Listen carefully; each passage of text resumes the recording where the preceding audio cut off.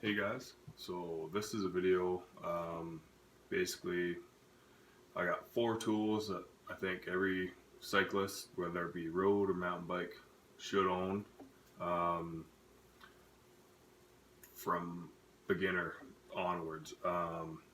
These are tools that will save you money in the long run by being able to keep track of wear on a couple parts so you don't end up costing yourself more money than is really necessary.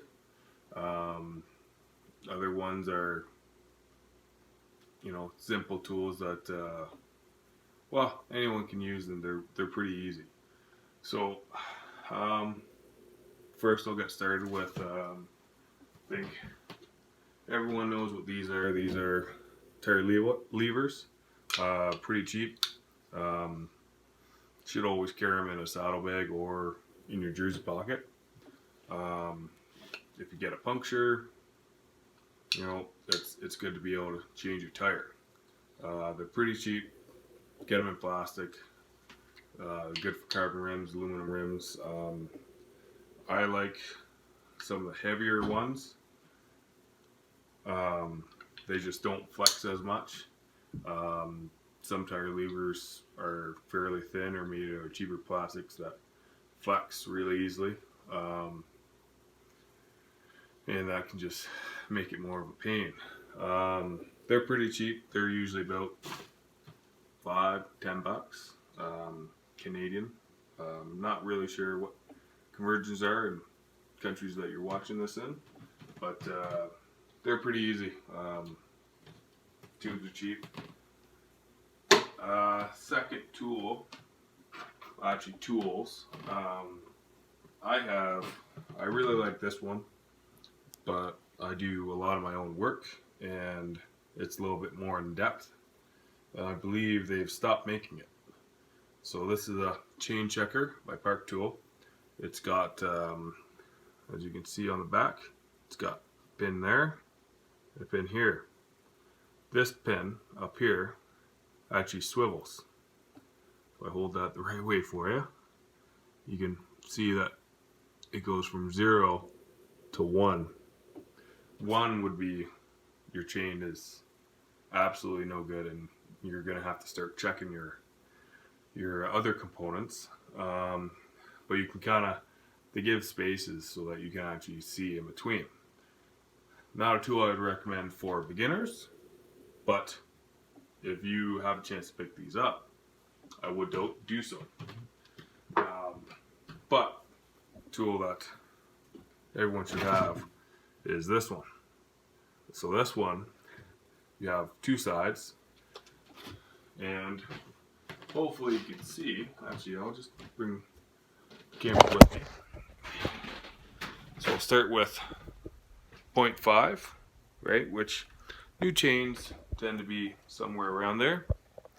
And all you do is you hook the one end in, and you just try to fit it in. If it doesn't fit in, your chain's still good. Now on the 0.5, that's about halfway through the life. If you can fit that in, then buy a new chain, but it doesn't have to be installed yet. If you go to 0.5 or 0.75, you can fit it in. Then you need to change your chain immediately. If you don't change your chain immediately, you can actually wear out your cassette, which is fairly cheap to replace, depending on what range you have. For Altagra, which is second tier, about $200. For SRAM, it'd be Force, again $200. SRAM Red or Durace, those are $400, $500. But your 105 or Rival for SRAM are usually around $100. They start to wear out. They wear out faster with a worn chain. Same with your chain rings. Chain rings are usually $100 for the big ring, $50 for an inner ring. But usually you can get 3 or 4 chains out of one chain ring and one cassette, depending on the conditions. Last tool, actually, sorry, second last tool I think everyone should have is just basic multi-tool. So this one has chain brake. It's made by Crank Brothers. Not the best chain brake, but it gets you out in a pinch. But it's got Allen keys, screwdrivers, hex heads, and it even has spoke grippers, I guess you can say, in case you need to tighten up a couple spokes.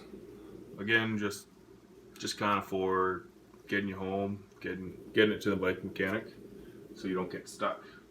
They can be a little bit more expensive. I think this is the M17, and I think I paid $50 for it. Pretty good. Heavy, but it saves you in a pinch. Fourth tool that everyone should have is a track pump. Not a little tiny frame pump. Little tiny frame pump is for on the bike. It's not for at home. And I do recommend when you buy a frame pump that you start checking your pressures every single ride.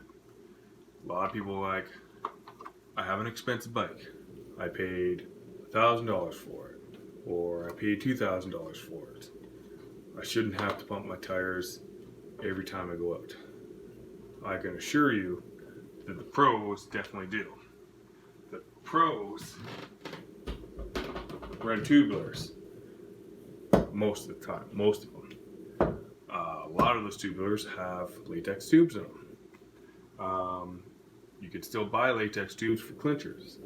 And I can tell you, if I inflate the tire at, say, 8 o'clock in the morning, and I go for a ride, or even if I just leave the bike sitting there, if I pump it up to 120 psi, about 10 hours later, I'm down to probably about 110, 105. Depends on atmospheric pressure, a whole bunch of BS.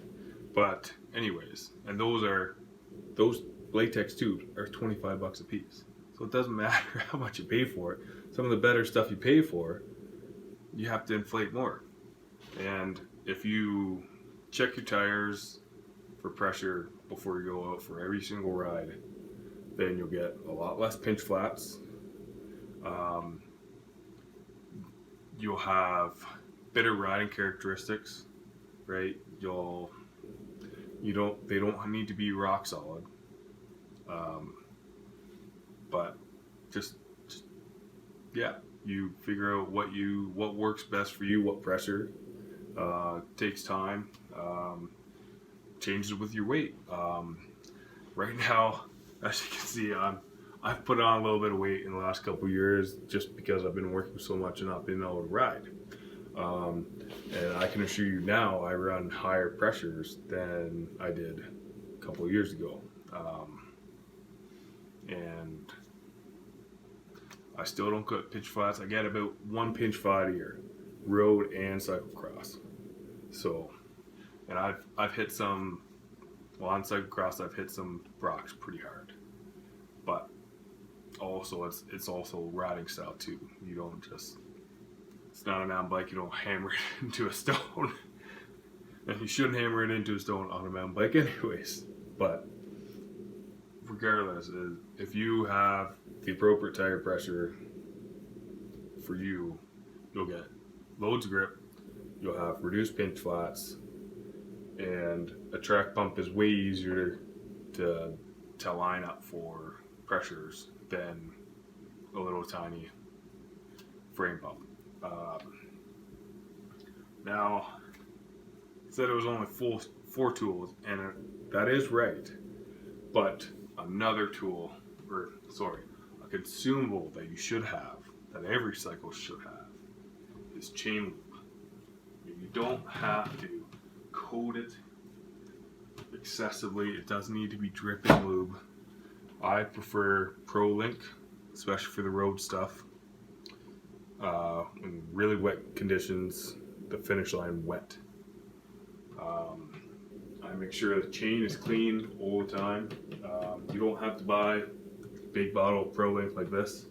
They actually come in, fair size bottles for that size. The stickers come off because I just refill it.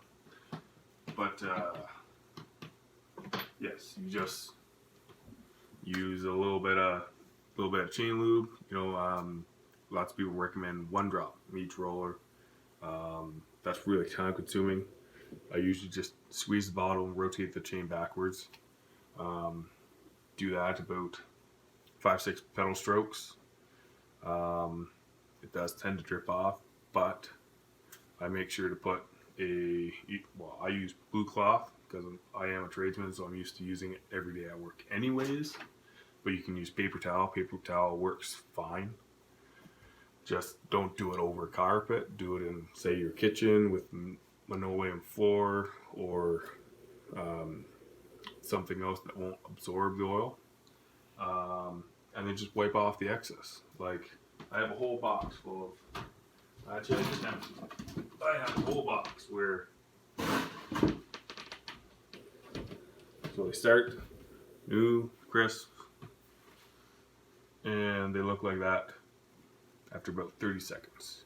You don't want to take all the lube off it, but you want to get enough lube inside the roller so it doesn't grind away at your chain or your components, because your chain carries all the grit to your components anyways. That's about it for this video. Thanks for watching. Hopefully that helps any of you thinking about what tools should I have. You don't need a full setup like this. I do a lot of my own work because I'm used to doing really technical stuff. It is perfectly fine to go to a bike mechanic. I recommend going to a bike mechanic. They know what they're doing. This is all the tools I have is accumulation of about 10 years. So, like I don't have all the tools that, Park Tool produces because I don't need them. All my bearings are cartridge bearings. So that means I don't need cone expanders. I don't do shocks. There's no shocks on my cross bike. There's no shocks on my road bike. So I don't need a shock pop. There's many tools that I do not have because I do not need. And it's the same for you. You don't need all these tools. If you don't feel comfortable doing your own work, don't do it. You can pay someone and be assured that it's right. Because 9.5 times out of 10, the mechanic knows what they're doing. They've seen your bikes before. But yes, you do. Getting into cycling, you do not need a whole wide variety of tools.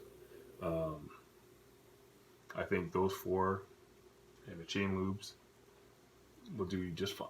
So thank you for watching this video. Keep on your bikes, keep them looked after, and they'll work great for you. Thanks for watching.